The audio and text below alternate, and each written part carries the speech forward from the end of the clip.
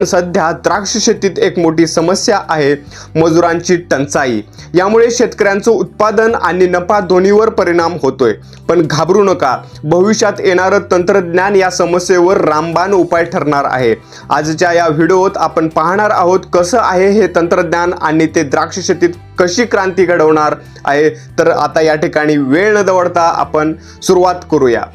मजूर टंचाईची समस्या नेमकी काय आहे? महाराष्ट्रातील नाशिक, सांगली, सोलापूर ही द्राक्ष शेतीची प्रमुख केंद्र आहेत। पण गेल्या काही वर्षात मजुरांची कमतरता मोठ्या प्रमाणात जाणवते। होय, नक्की जाणवते। कारण की याचं कारण आहे शहरीकरण। तरुण पिढीचा जो लोंढा आहे तो शहराकडे वाढत आहे नोकरीच्या स्थलांतरासाठी। त्याचबरोबर मजुरीचे दर, द्राक्ष शेतीत छाटणी, काढणी यासारख्या कामांसाठी कुशल मजूर आपल्याला भेटत नाहीत। त्यांना परवडेल इतके पैसे देणं शेतकऱ्यांना अवघड जाते। आता हंगामी मागणी, द्राक्ष शेतीत मजुरांची गरज ही हंगामी असते, एप्रिल छाटणी, खरड छाटणी। त्यामुळे वर्षभर मजूर मिळवणं कठीण आहे।